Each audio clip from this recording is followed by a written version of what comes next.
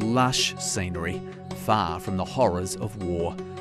More than 14,000 kilometres from the Ukrainian conflict, farmers here hope their crops could help ease a global food crisis.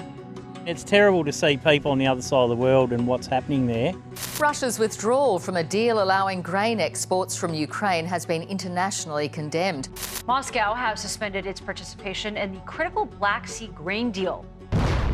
Russia's invasion of Ukraine continues to wreak havoc across the world, creating an unwanted boon for Australian farmers, like Ryan Milgate in the Wimmera region of northwest Victoria.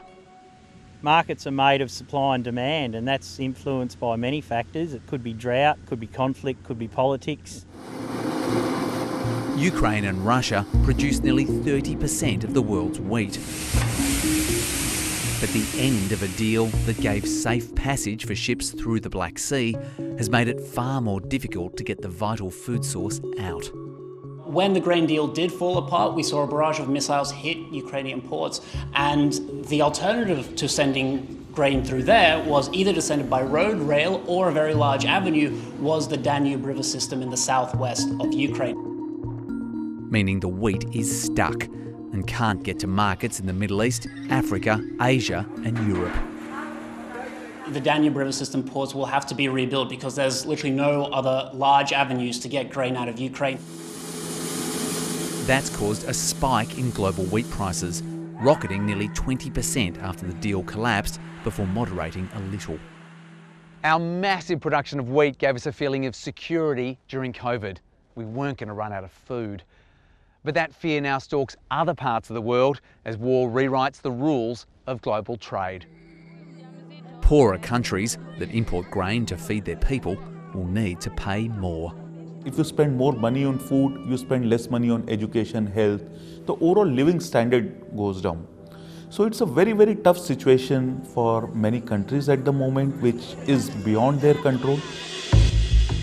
In Australia, household budgets have been smashed as the cost of living has soared. The price of bread and cereals has risen more than 11% in the year to June, before the collapse of the Black Sea grain deal and Russian bombs rained down on Ukrainian ports. You've taken out a major exporter in the market. There's not that many of us that are classified as major exporters. So when you add that supply shock to the market, prices are definitely going to be higher.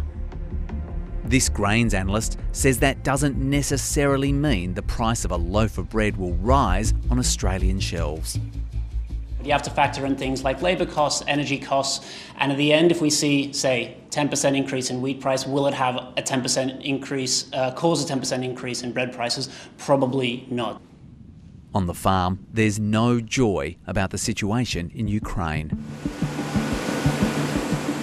Ryan Milgate is already busy cultivating other grains like lentils and will harvest his wheat crop sometime in November.